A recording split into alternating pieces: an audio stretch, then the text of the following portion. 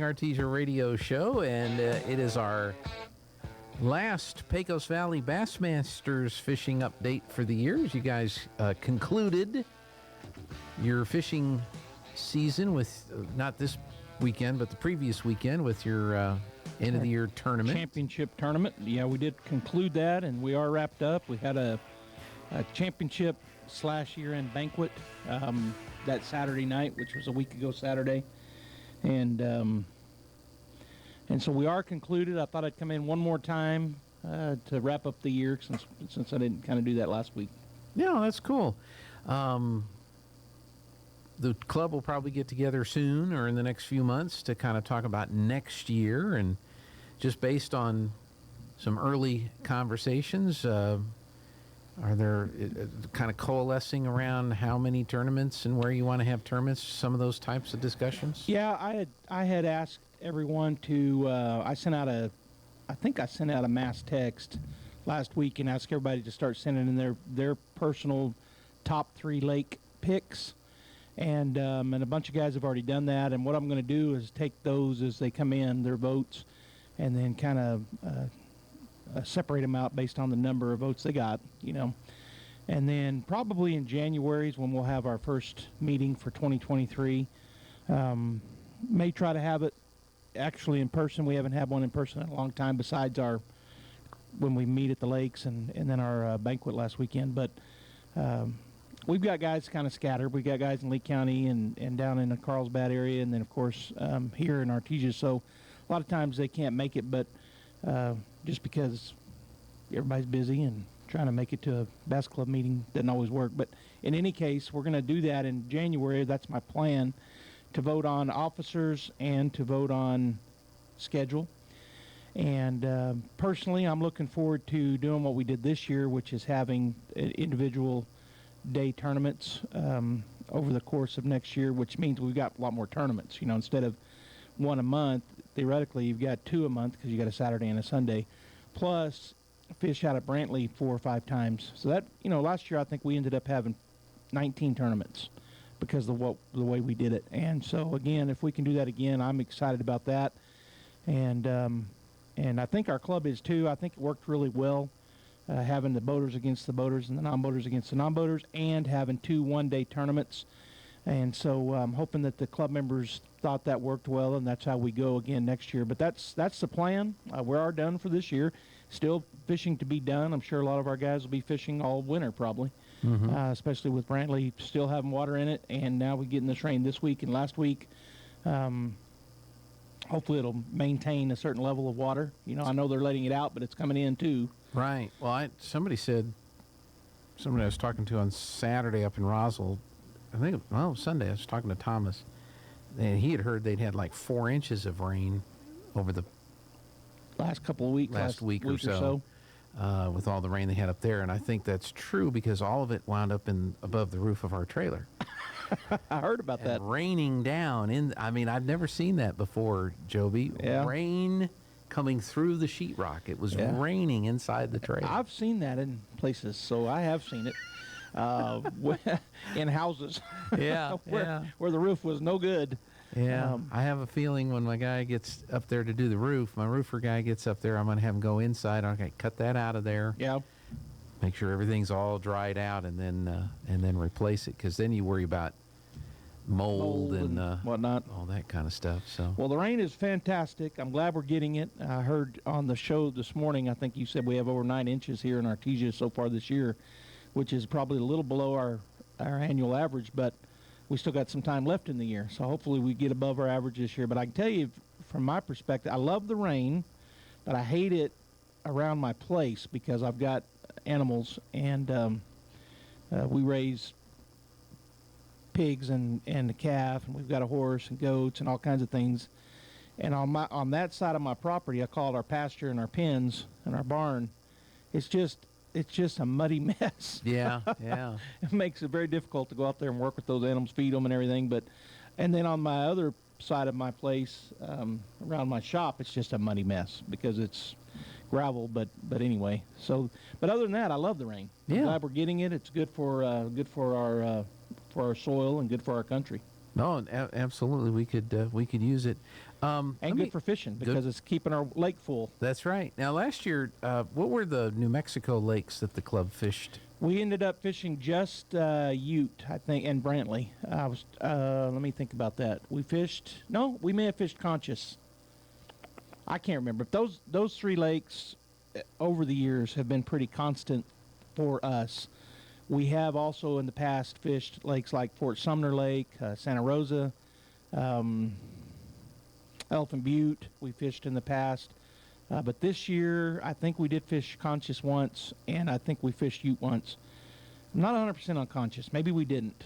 This year, 2022, we may have only fished Ute and Brantley. Then we fished in Texas. We fished Fort Phantom Hill. We fished Hubbard Creek. We fished Possum Kingdom. We fished Amstead. All those will probably be again next year. I did have a couple of members talk to me about a lake called Champion Creek, I think is what it's called, Champion Creek. Apparently it's a good little lake that they're excited about. They both put it on their list. And so I'm always looking for new lakes if we can find them, and they're relatively close. And I think Champion Creek is no further than going like we already do to Texas. O.H. Ivy was actually made the top, I think it made the top 10 in Bassmaster magazine as far as hot lakes. And we didn't fish it. We have fished that one in the past. It's a little, it's not much farther than any other lake. So there's a lot of opportunities for us. But in New Mexico next year, I'm thinking we'll probably fish Conscious Lake and Ute. And nobody has voted for the other smaller lake like Santa Rosa and Fort Sumner, and nobody has voted for Elephant Butte, but I think Elephant Butte fished pretty good this year. Elephant Butte was so low, it was down to like 5%. For so long. But I think the rains we've had this year, I think it's got some more water in it, and so you never know. We might try to fish Elephant Butte next year too, but basically when we have our meeting in January, what I tend to do each year is I try to have a skeleton of a schedule with dates and lakes. And then we go in and we look at them and we make changes as the club votes. Yeah. And we try to have our schedule written. And in the years past, we have fished as early as January. Typically speaking, we don't start fishing until February or even first week or so in March. But a lot of excitement, I think, in our club. We had a good year this year, and so I know those guys will be ready, and I will be too. We'll be ready to go fishing. So we may start as early as January. We'll see. Generally speaking, over the years, we've always gone down to Amstead because it's way south, down in Del Rio, Texas, and usually not as cold down there as it is, up here. Except the one year February. You went and it snowed. Well, one year we were going to go, and there was like a foot of snow. So I think it was year before last. Yeah, when they had all the problems out in Texas. Entire state of every county was under snow. First time in history is what I remember reading and seeing on the news. But yeah, Amstead had over a foot of snow, which is really just insane. It was really weird. Well, let me ask you this, because you fished at a lot of different lakes in different parts of the country. Is there like a dream lake for fishing? Not that it would be an event for the club, but just for you personally. I think years and years and years ago, we had an opportunity as a club. We ended up not placing because the top 6 in our region teams were going to get to go to Lake Okeechobee in Florida. Okay. And so there's a lot of lakes in Texas. In Mexico that are really, really big bass lakes. But for me, I guess if I could ever go to Lake Okeechobee in Florida, that's known for big bass, and I think that would be pretty cool.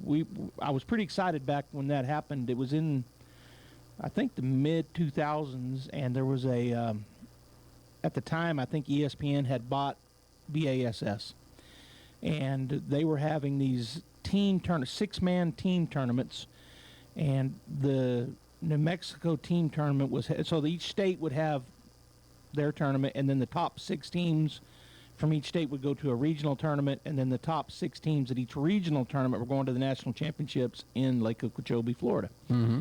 And at the time, I had just started fishing and bass fishing, tournament fishing.